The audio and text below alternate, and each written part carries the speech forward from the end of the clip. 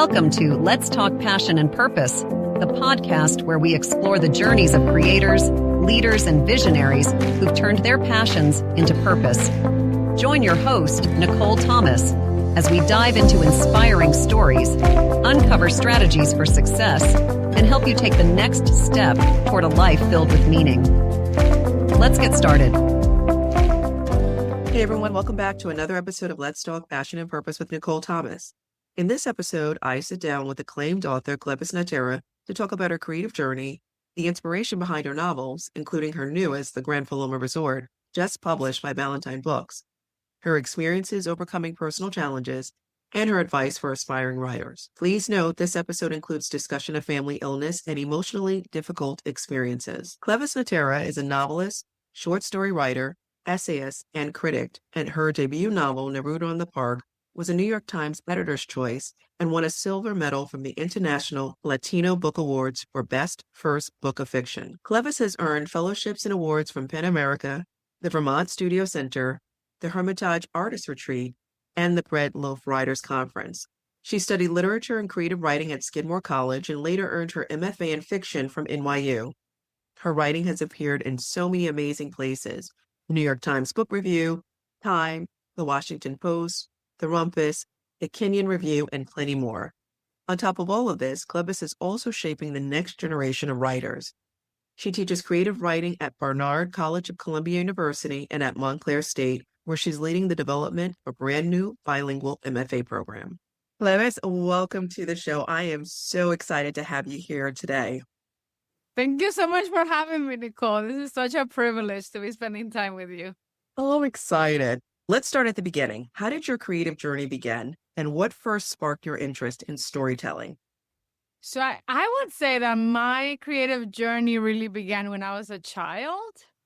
I grew up in the Dominican Republic. That's where I was born. And I was there until I was 10 years old. And then we came to the United States. And I just remember, we didn't have very much money when I was growing up. And for anyone who has grown up in the Caribbean, like power outages are really common. And when I was a child, I just remember when the power would go out, it would all be like, boo, because, the television would be off. And we would be like, oh my God, we're going to be so bored. But then, what ended up happening is that the adults would sit around in front of the house and they would tell jokes and they would tell stories. And it just became like this kind of storytelling fair, where like people would just tell really funny stories and it would just be really thrilling for me as a child, to be part of it. And, I think that's the first time where I realized how powerful storytelling can be, how powerful words are, that I think words can bring people together. And also there's something really, and of course this is nostalgia because I'm thinking, decades later from like as an adult, but it just seemed to me like something happened to time. When like time slowed down because of these interactions. And I think that because nobody was pressured to get to the next thing or to the shores or whatever it is that, our lives were pulling us toward. And so, I think that the first time that I really realized that I loved stories and I loved telling stories and I loved making people laugh and I loved making people think was probably when I was a child and I was on the listening side of storytelling. Oh, wow, that's fascinating. Quite amazing, actually. And the fact that you started off very early, but you've had an incredible path, not just from storytelling from when you were young, from teaching to publishing to fellowships. When did you first feel that writing was your purpose, part of your purpose? Yeah, I think that my passion for writing started like really truly in college, because in college is when I started taking creative writing courses and I started to really to dream of what it might look like to have a life in letters and a life in literature. And, the truth is that for me, like just because of my background, I didn't grow up around a lot of people that were writers. Even though I have a very rich cultural history, I didn't grow up with books. And so the idea that like I could pursue writing as a career for me truly was not an option. Like I just kept thinking like I have to work. I'm an immigrant in the United States, I have to work, make an income. Like I didn't think it would be possible for me truly to earn a living doing this work. And I think that really got in the way of me pursuing this passion. because I think, in college, I knew it. Like if someone would have said to me, no, it is possible to like make a life as a writer, that would have been the path I would have chosen. And I think I Yes. ended up going in different paths because I didn't know if it would be possible for me. But I would say, probably during those college classes. And I should also say that I was a terrible writer in college. Like Really? I mean, all I was writing was kind of like, I love Stephen King and Anne Rice. So all I was trying to do is be a Stephen King. You know what I mean? Like Anne Rice. And then after I found Toni Morrison and other people like Toni Morrison, Julia Alvarez, and I found, just Caribbean writers that I loved. And I remember then, becoming more serious. But for anyone who's out there thinking about their dream, I think when you realize that this might be my purpose, it doesn't necessarily mean you're very good at it, That's true. That's true. It definitely takes time to hone your craft. I want to ask you because you mentioned something quite fascinating. You had to pivot and start dreaming about a life in letters and literature. What caused you to pivot? What was that impetus to say, okay, I can see myself doing this for a living? Yeah, I mean, I think that there was still like quite a bit of trepidation when I decided to Mhm. make the leap. And for me, that leap Mhm. came from like a very emotional and traumatizing place. So I'm just gonna give you a trigger warning. Because I think sometimes when I start talking about these things, people get very upset. So the trigger warning is some sad parts, but a happy ending. It's coming. Okay. So, my son was born with sickle cell anemia. And, my husband and I knew this from the time I was pregnant, and at the time, actually, my doctor, um, had really told us that it was a real reason to terminate the pregnancy, having sickle cell because of how much suffering a person that suffers from that disease goes through in life. And the fact is that, my older sister has sickle cell and I grew up with her and I saw her suffering quite a bit. But to me, it wasn't grounds to terminate the pregnancy. I knew that I wanted to move forward with the pregnancy and my husband did too.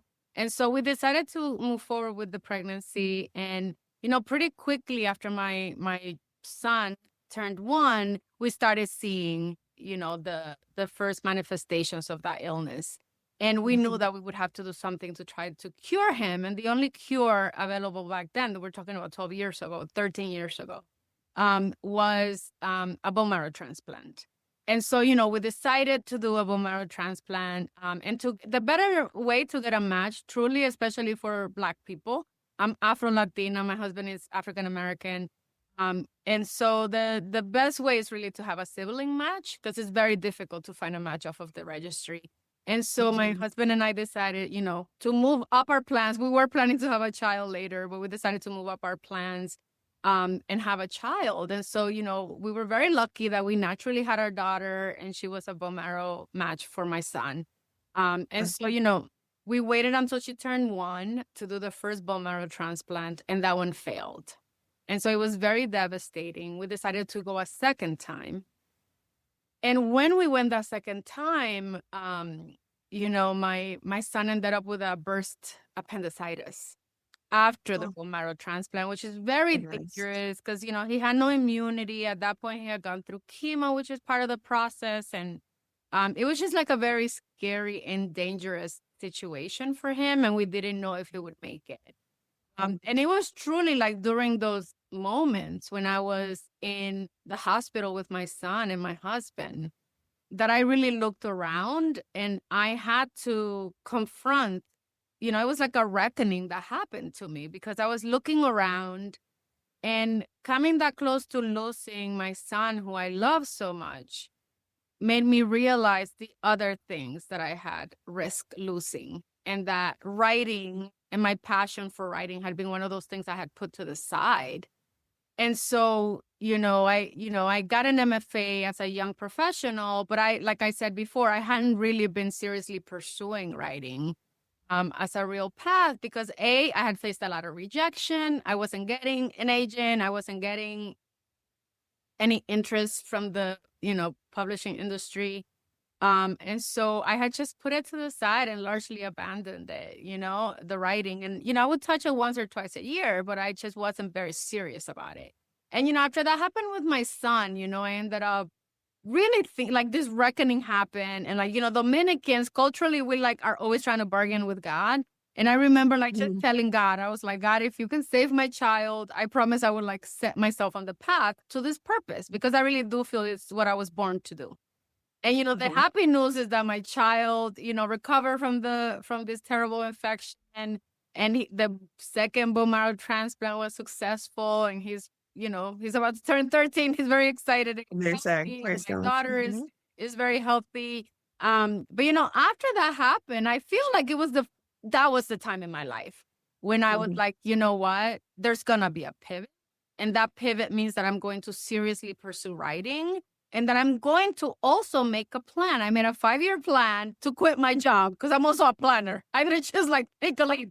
So I was like, I'm going to make this 5-year plan to leap and to, find a way to become a writer full time. And that was, in the year 2020 that I quit my job during the pandemic. And that's at the point. And I was 3 years into my 5-year plan. So I cut the plan a little bit short because of the pandemic and other pressures that came along. But I'm really glad that even though it was a really painful process, like to go through like everything that I went through with my son, I don't know, honestly, Nicole, that if I hadn't gone through that with my son, I would have made the pivot. I think that I probably would have waited until my children were older. Yeah, that makes sense. And thank you so much for sharing your story. And I'm so grateful, to God that he's doing well, the family's doing well, and that you were able to pivot and focus on your passion. And now look, we have 2 books, and I know one is coming in 2026 or 2026 or 2027. We'll get into your future work, but wow, it's amazing. And you're a planner. So I do want to ask you about your creative process. What does that look like to create 2 books and just to move into writing full time? How did you do it? Oh my goodness. I mean, I think the first thing that I'll say is that, I'm very lucky that I am married. And so my husband has a really good job. And because we had been planning for several years. And before that, I had a good job that came with bonuses. And so, I mean, I want to acknowledge before we get into the process part that I feel like as someone who grew up with very little money, that I was in a privileged position when I decided to take that leap and to quit my job. Like I had savings, I had a husband who was really well employed. And so, for me, like I didn't have a lot of financial distress that came along with it. And even though there's a risk, obviously, when you're a 2-income family, about lifestyle and different choices we make, we could easily transition into me not working. And so when I decided to quit my job in 2020, I did have a full draft of that novel. I had been working on it at that point for, 12, 13 years. And I had a literary agent. And so, the process with the first book was quite painful because I kept writing the book and it kept getting rejected, and I would radically rewrite the whole thing. And it was kind of like I was, walking in the dark and like trying to find a wall, because I felt like even though I had a master's degree and my teachers did a wonderful job at NYU of teaching me a lot of things, for me, I think what it boiled down to is that I was trying to write a book unlike any book I had read. And I didn't quite know how to go about doing it. And so, once I did make up my mind and made my 5-year plan, I went back to school and I did a lot of workshops, and I tried to learn from writers who were doing some of the daring kind of groundbreaking work that I was interested in doing with Neruda on the Park. And it was really like more of a process of revision and giving the book to other people to read it and then try working on it. When I got an agent, it's just a lot better to work with an agent. I mean, I know that it can be really painful to query agents and get an agent when you're trying to be a writer. If you want to go the traditional path, you need an agent, a literary agent. But the good news is that once you have that partner, they really do. I mean, my literary agent is an editorial agent. And so he gave me feedback about what we needed to do for the book to make it viable in the market. And that was like a very thorough process too. We went through like, I think 2 or 3 revisions together of the book. In a few months that we worked together. And again, at that time I was working full time, and it was 2019 into 2020. So I was still working full time, and I was kind of balancing motherhood and family and work, and then doing the writing early in the morning. So I would get up, sometimes at 4 or 5 a.m. to try to get 2 or 3 hours of writing done. What? And then I would, get the kids up, get them to school, whatever we needed to do before I went to work. So once I quit my job, I mean, I was like a kid in a candy store. I was like, oh my goodness, like I don't like that time. I'm resting. I'm writing during the day, and we were very fortunate because I remember I quit my job on August 15th was my last day of work. And this time of year is like my most joyous time of year. I always celebrate my quit anniversary. It's what I call it. So August is just like a happy month for me. And so, I quit in August, and we sold the book we took the book out to market in early November, and I sold the book in November. I mean, it only took about 2 weeks, and it went to auction. So Neruda on the Park, even though it was slow, when we took the book to market, and this was, 13 years into writing and revising and abandoning the book and coming back to it, we really sold the book in 2 weeks. It was remarkable how quickly that happened. With my second book, the process was completely different. Really? Yeah, because I started writing the Grand Paloma Resort as short stories. So, I was writing them. I started writing them during the pandemic. I started writing these kind of short stories about these employees at a resort. And I was really interested in, we were all locked down in the pandemic during that time. I had finished the revision of my book, but we couldn't quite take it to market yet because of the pandemic. And so I started writing these stories really as an escape from like the pandemic and like being trapped indoors and like the intensity of life. And so to be honest with you, when the 2 years that we sell the book, I worked with my agent, we sell the book, then I start working with my editor, and that whole process takes about 2 years for the book to be published. So in 2022, Neruda on the Park comes out. The following year, my editor said to me, I haven't bought any fiction. Like, do you have any fiction to sell me? And I was like, well, I was working on different things. I had like a thesis that I had never sold from when I was in my MFA program that I had started revising. And then I had these short stories. And, somewhere in 2022, The White Lotus came. And so I was very worried because I was like, oh my goodness, like I'm working on a story that's so similar to this. And I felt like it would spell death for like nobody would buy that book, And when I told my agent, I was like, oh my goodness, like, my editor's asking, do you have fiction? And I have like these 2 things I've been working on. And he had read the draft of my thesis and liked it and had given me notes to keep working on it. And that was a book that is whole, like I had finished it. And then I had these short stories that were, about this resort and luxury and privilege and class. And I said to him, I was like, I don't know, like which one we should show her.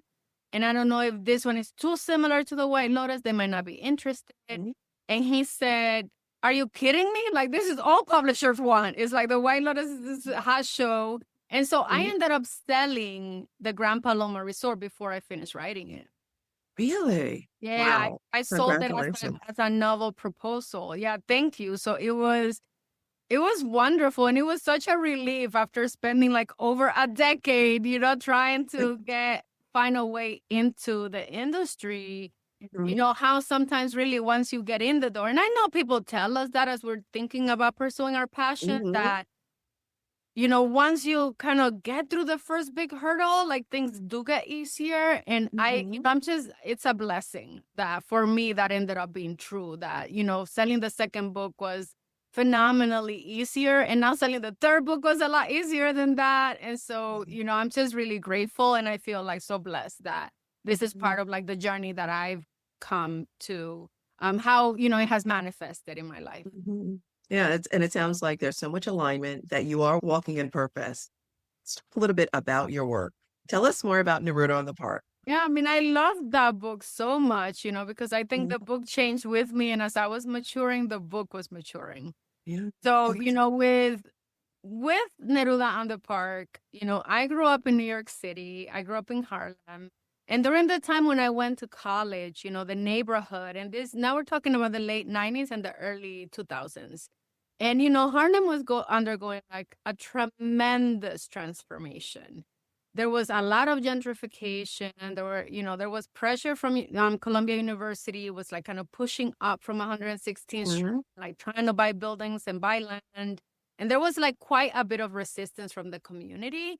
And then further east, where I was living after college, there was just like developers, tearing down buildings and bringing up these luxury complexes. And so, I would say like over the 20 years between the time when I was a child and, I came from the Dominican Republic to the time when I graduated from college and was a working adult, it was like night and day what had happened to the neighborhood. So I was really fascinated by the idea of like my immigrant journey as, I think now they call us 1.5 when you come as a child, but you weren't born here, but you grew up here. So for me as an immigrant who was born in the Dominican Republic and grew up here from being a child, I just saw a lot of similarities between what gentrification does to a neighborhood and what capitalism does to like the human, and that's caught up in that kind of system. And so, the idea to write about a mother and daughter for me felt like really right because I had this really sexy idea because my first book, my thesis, never saw the light of day. Like I never was able to sell that book. I had started writing Neruda on the Park at the heels of that failure. And I was like, I'm making it with this book and I'm not quitting until I sell this book because it's going to be a sexy idea. And so the idea really was that this young woman who graduates from the first iteration of the book was that Luz just graduated from college and she gets, back home from being away from college. And then there's this building that's being raised, it's being built. And then she falls in love with a developer who's developing the building. And then her mother is very against this construction and she's kind of caught between these two people. So that was the first idea. And then, over the course of the next 10 years, as I failed and as I kept trying to write the book became a lot more about, Luz got older because I kept getting older. And so then Luz went to law school. Then Luz graduated from law school. Then Luz started working at a law firm and then she was doing really great. And so then that's ultimately what the book became about. It became about like this young professional who has her whole life upended in the first chapter because she's been working so hard and putting everything she has into this job. And, by page 10, we as a reader know that she's lost her job. And then it's about this building being demolished in that same chapter and like this new luxury building going up. And then her mother comes up with this idea to stop the gentrification, to oppose and resist the change. And her mother comes up with this idea to like recruit people from her neighborhood to both act out real crimes and be the victims of real crimes, to scare the rich white people from now wanting to move into the neighborhood. So it starts out quite funny what they come up with. And then as things don't work, she decides to like escalate until things become quite dark and quite dangerous.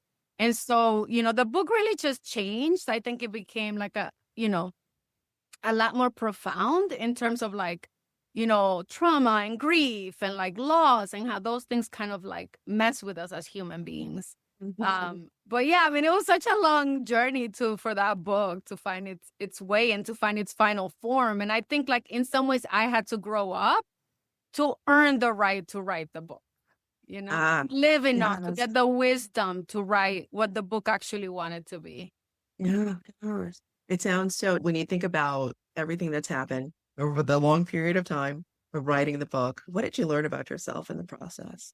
I think the first thing that I learned, just on like a very, I think, real level is that I had really become more of a conformist in my life, like I really wanted to do everything that I could to like make my mother proud, like she sacrificed so much. She had been through so much humiliation and suffering. Physically, she became disabled because of her job.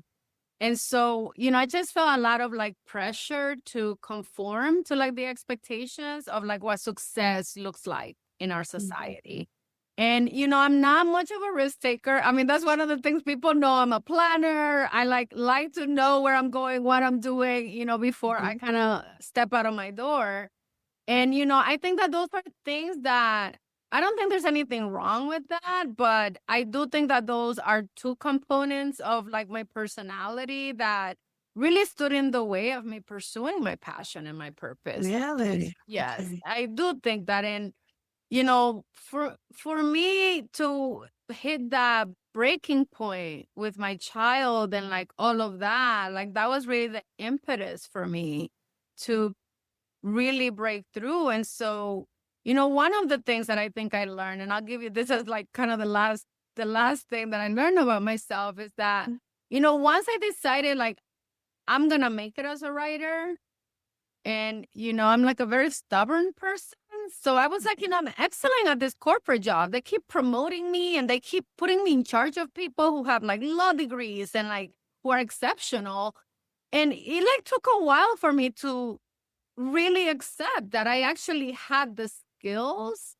If I didn't have the skills to be a great writer, I had the skills and the know-how to gain the skills to become a better writer. And that, and that if I could be patient and apply a lot of the different aspects of my life that I had kept kind of compartmentalized away from my writer self, that if I kind of combine everything that I am, from like the project management side of me to like just my personality and like my vibrancy and my energy, that if I combine all these aspects, that I actually could be successful.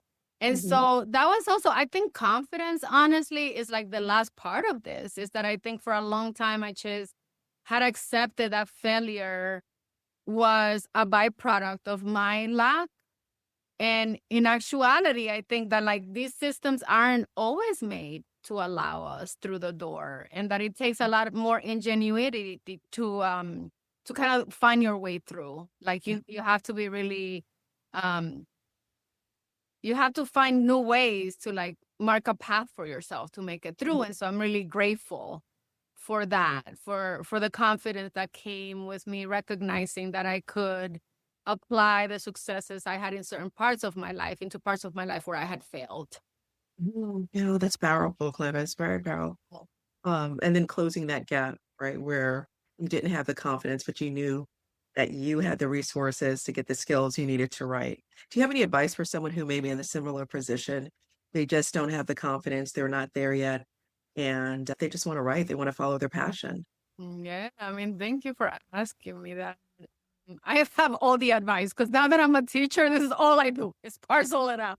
To be honest with you, I think the first thing that I say to people is that I think there's two things that you have to keep top of mind when you decide that you want to be a writer. The first thing is that I think you really need a community. Like you need to build yourself a community. And sometimes I see my students and I see now friends of mine who are interested in pursuing writing. And we're living in a time that is really unique because social media gives us access to everybody's best moments. There's like very few people that are writing about their rejections and the difficult things that are happening, right? Like everybody gets on Instagram to tell you when they got the book and when they got the publication and when they got the other big thing. And so it's very easy for us to become very focused on like other people's accomplishments. And for some of my students who are a little bit younger, I've noticed that they want a shortcut. They just want to like get to the front of the line. They want to be in the New York Times. They want to get the big 5 book contract. They want like a 7-figure book contract, and people don't realize that it's like, even though it's magnified because we're following the writers more likely that already have book deals. So, a lot of people look at me and they're like, this is astronomical what's happened to you since like 2019 when you came. And I'm like, no, there was another 15 years ahead of that where I was in graduate school and working on a book that failed and working on another book. Like there's all of these things that happen. And so, one of the things I tell my students is like, I think first you have to really build a community but also be very conscious of the way that being part of a community can trigger you to like want shortcuts or like want to skip ahead, because everybody has a process. And so, this is like the thing that I tell my students, like your number one job when you want to be a writer is to become an excellent writer first. Don't worry about publication or the literary agent or like making a network or like, being seen. And I mean, I think people just need to do things in order. And to me, like if you want a lasting career, then I think that you need to become excellent at the craft level. And that can look different. I mean, I don't think an MFA is for everybody. I don't think everybody needs a master's degree to become writers. I don't think everybody needs to pay for expensive conferences or institutes the way that I did it. I think you can become a better writer by reading great books, by being part of like book clubs, or like, the libraries have a lot of like these kind of meetups where people talk about books and examine them. There's a lot of universities now that have a lot of access online to free courses. And so you can teach yourself to kind of recognize what makes great books. And I think that to me means finding your own taste. Like, what are the books that you love? So it's like, number one is becoming a great writer. And that to me means like understanding craft, understanding like all of the components that make a good book work, or like a good collection of short stories or a good memoir, whatever you're interested in doing. And once you've gotten to that point where you feel like, okay, I feel like I'm an excellent writer, I have a good story to tell, work on that story, find readers, and I think at that point, that's the point where I encourage people to build a network. I think then it's important for you to like tap into the broader writing community that's closest to you. And if there isn't one closest to you, make one. I mean, there's the World Wide Web, there's like social media, like so many of the boundaries that I grew up with, when I was in my 20s, this was like almost 30 years ago, when like we didn't have social media, we didn't have the World Wide Web, right? If you wanted to like hang out with a writer, you had to like walk yourself to like an event where there were writers and meet them. Right. These days you can like make a connection and make a community and like be really active. So like the last thing that I'll say is that I think people sometimes also want like whatever's shiny, like the literary agent that represents all the biggest writers. And to me, it's like, once you know you want to be a writer, once you have worked to really improve your skills as a writer, and once you have written a great book or a great memoir or a great collection of short stories, and now you're ready to network and make the next thing happen so you can actually have a career, then I think like take a breath to just consider, what do you want your life to look like? Yes. Because sometimes we look at Sadie Smith, or we look at, Coso, or like Elizabeth Acevedo. Like a lot of us are like fixated on these people that have like incredible careers, but maybe like you don't want to spend most of your time speaking, right? Like maybe you want a different kind of life where you're doing more of the writing or you're doing more of the teaching. And so, the last thing I tell my students is like, instead of thinking about, I'm going to pursue whatever fellowships, whatever publications, whatever agents and editors these people have that are like the most famous, I would say like first identify who has a career that you think you would love and thrive in, and then study what they have done, study who represents them, study the fellowships they have done, and different opportunities they've had, because that might give you like a map of how you might go about, I mean, my good friend Nana, who wrote Friday Black, went to, I think he went to Syracuse University for an MFA, but I remember like his first few publications were in very small, not well-known literary journals. I mean, his first book was published by like an independent press. And so like now he's, well known because he was like a National Book Award finalist, and like he's won so many awards, and he was a New York Times bestseller. But when he started out with like quite a different kind of career, when you want to think about it. And so, there are some things that will happen to some of us, right, in terms of like astronomical growth and astronomical success. But Hmm. I think like instead of focusing on that, which sometimes we can control whether or not that's the outcome of our writing, is focusing Right. on like what would make me happy, what would make me be of value to my community, what would make me, be part of a conversation that has been ongoing with other writers for like hundreds of years, Hmm. right? Like what are those answers you should know? Because I do think for people that just want the big advance or they want the awards, it can become very quick to quit when those things don't happen. I mean, like if you're Right. doing Yes. it because you want the shiny things and those shiny things happen to like 0.01% of the people who Hmm. pursue this work. Yeah. Powerful advice. I'm going to say this is a master class. Thank you. And I'm taking all of the notes because I need all of the advice. I love everything that you shared. The community is important. I do think that we're in this society. What is it? They call it, is it popcorn society, microwave society? We want everything right away. Uh, but it doesn't happen overnight. It does not. And the journey looks different. And I love the fact that you dream. And you mentioned that earlier. You had a dream or you were dreaming about the life you would have in literature. So I think that's beautiful. I want to dive right into your new book, The Grand Paloma Resort. Tell us more about it and, what was the inspiration? Tell us Yeah. more. Well, so the first inspiration point for me was actually the fact that I was stuck at home during a pandemic and I couldn't Yeah. be. And I, Yes. because and nobody wants to think back about that. Like nobody wants to like revisit that. But I'll go through this part very quickly so none of us have like triggering flashbacks. Is to be honest with you, Nicole, I felt like during the early days of the pandemic, when like things became very scary and we weren't allowed to go outside, and we were scared because we didn't know how sick we could get, and we know a lot of people were dying.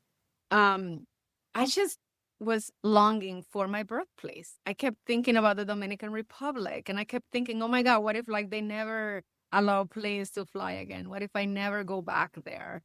And so, it's so interesting because this idea, first came to me truly about characters. And I was really interested in like thinking about employees at resorts because I grew up without a lot of money, but, as I've progressed in my career in corporate America, I was able to access like a completely different life as I travel and in my own life too, and so it was like an ever-present concern as I made my way through the world, from the time I started being able to travel for pleasure in my 20s.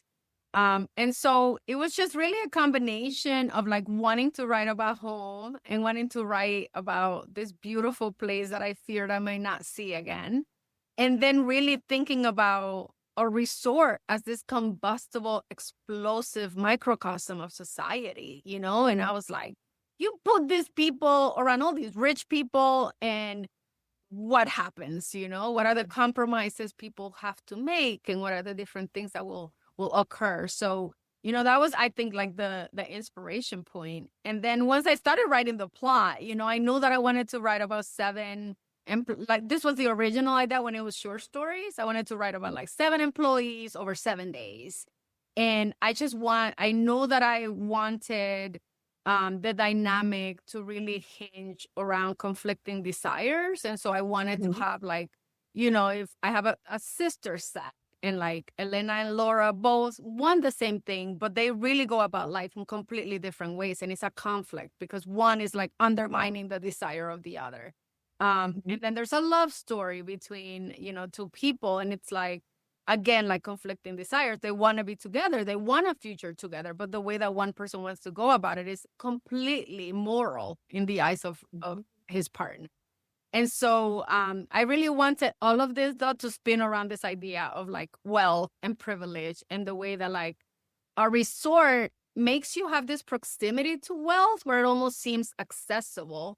When like most of us that grow up in like a developing country understand that it is near impossible that someone who works at a resort could have access to the lifestyle of the people who are staying at the presidential suite level, Wow.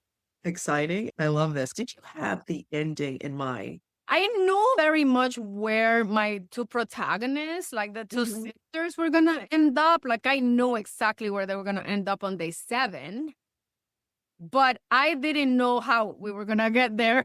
So I definitely had like parts of the plot worked out in my head, and some of that changed, as once I saw the book as an outline.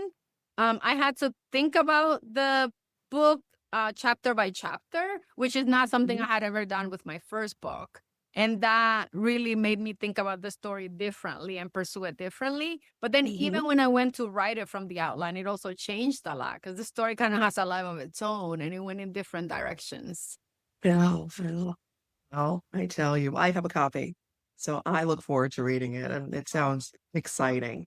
What do you hope your reader... Tell me what you think, though. Oh my goodness, I am. I will. Tell me this is exciting. I love everything about this. What do you hope your readers carry with them after reading your work? Oh my goodness, I love this question. Yes. What do I want? I mean, I think the first thing I want them, I want to invite curiosity about a lot of different things, like I want them to be curious about this country and how beautiful it is. I want them to want to visit the Dominican Republic because I truly believe it's like the most beautiful place in the world. Like, I love my birthplace. The Dominican Republic, I also think, is one of the most complicated places on earth. When I think about class and when I think about race and when I think about history, it's just like a really very complicated place. And, one of the things that I want to invite people is to think about how, like, these characters, the way in which they compromise in order to make it at work, I think and I hope is symbolic of a lot of the compromises that we experience in everyday life, whether we've ever been to the Dominican Republic or not. I mean, I think there are so many universal themes in this book. And so I really do want to, like, hopefully help my reader to look around their own lives and to think about really, really deeply about, the inequalities that exist, within our own lives. And, and I'm always interested in, like, thinking about the ways in which love can be like a fuel for good and for, like, making us do our best. And then also love can be toxic, it can also make people do terrible toxic things. And so I'm always inviting people to, like, think about those questions about, like, what is the power of love in your life? Like, what do you do with it? Like, how are you showing up for the people that you love and that love you? When you think about legacy, especially as a Dominican American writer, what do you want yours to be? Oh my goodness, this is a heavy one. Yeah, I mean, I do think a lot about my heroes, and I think about like Julia Alvarez, who is, still living and thriving and writing. And, I think that so much of what she has done, I think, is to use history as a lens to, to really activate literature and to make literature more powerful. And so, I have been thinking a lot about how I want my books to wrestle with history and how I want my books. But I'm not interested in writing historical fiction. Like, you're not. I'm really interested in, like, writing, and who knows, maybe someday I will want to write a historical novel, but that's not where my interest lies. So I really want to just keep thinking about how how history is present in our everyday life. And I hope that part of my legacy is to really invite people to care about each other. Like, I think, if we think about what history has taught us, it is that, cruelty is like the way of the world. Like, cruelty really is more and more the way that, like, the world moves forward. And so I also hope that part of my legacy in the work that I do as a writer is to inspire people to, like, just be in solidarity, to, like, value community. I mean, that's very important to me. Yeah. It definitely sounds like it's a core value. Cleyvis, if you had a moment to speak with your younger self, what would you say? Oh my goodness. I mean, I have to tell you, I used to think about this and it would bring me to tears when I would think about the way that I was really harsh with myself when I was younger, and I always like kind of worked myself to the ground, like I always felt that if anything wasn't going my way, it was because I wasn't showing up with enough strength or with enough focus or wasn't putting in enough hours. And so, the thing that I would tell my younger self is the thing that these days I have to keep reminding myself too, because we fall back into old patterns, is that, I think tenderness is really important, and not just with other people, but with ourselves. And I find that I have a tendency, for a lot of reasons, right? The way that I grew up, and, I've had a lot of anxiety about money and a lot of anxiety, even though like it's been decades, right, since I've ever had any concerns about money. I still worry about it all the time. And now that I have children, I'm always worried about what if the floor falls, slips away from under me. And it's just like always a concern. So, one of the things that I want to try to do is to like stop being so reactive. And I think that's part of what I would tell my younger self, is that, material wealth isn't freedom, that working myself to the bone is not a path to a happier life. That rest and like tenderness and like being easy on myself is just like, that should be like the guiding principle and not something that I have to remind myself to do. Thank you for sharing. What's next? What's next for you? Oh my goodness. So I sold my third book. I just told you that it was like amazing. It's like a miracle. I really do tell people all the time, like, pinch me. Because then you believe that life is such a gift. Yeah, I definitely am really excited about selling the next book. I did sell it on an outline, so I haven't written it. It's like the Grand Paloma Resort. I've been thinking about those characters for a long time too, though. So I'm really eager to get, into my computer and start kind of working. I've been working on the book, and just kind of get into it and write. But it's also part of the Paloma universe. It's like another book at another island with different characters.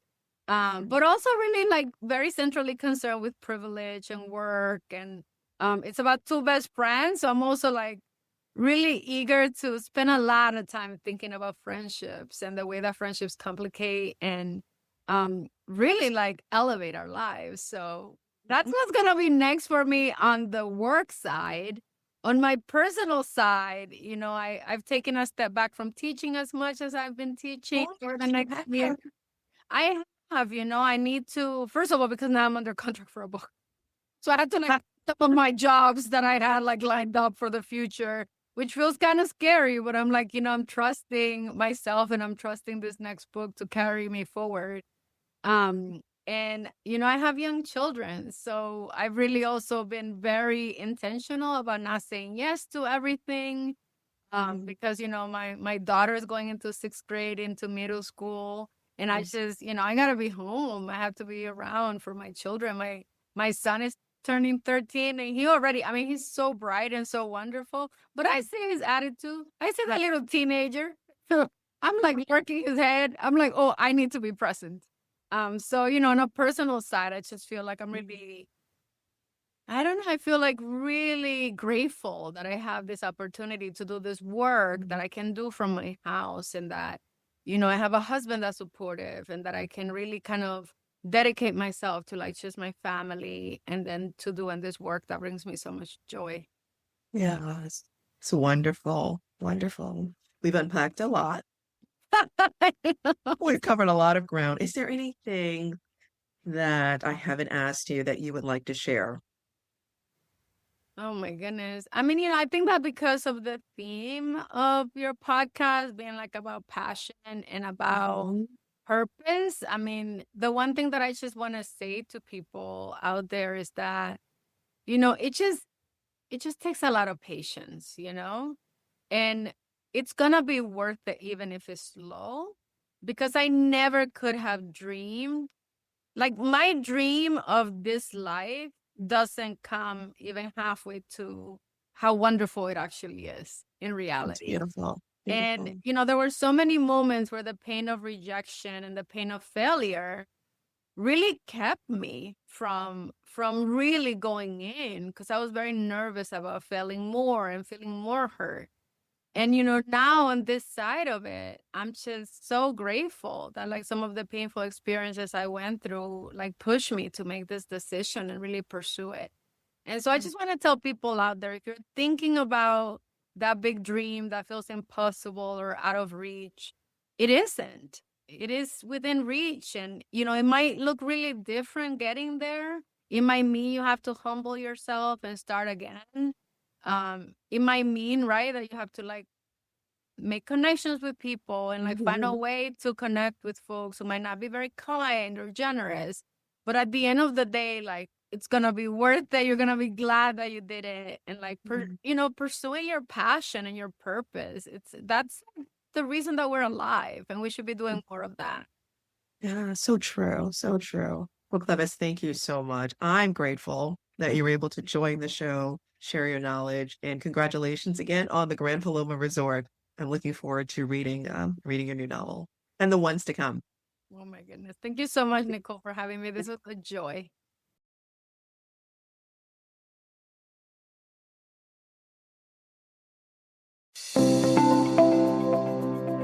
Thank you for joining Let's Talk Passion and Purpose.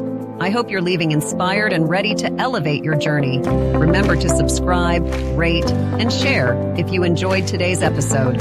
Stay connected, follow your passion, live purposefully, and we'll see you next time.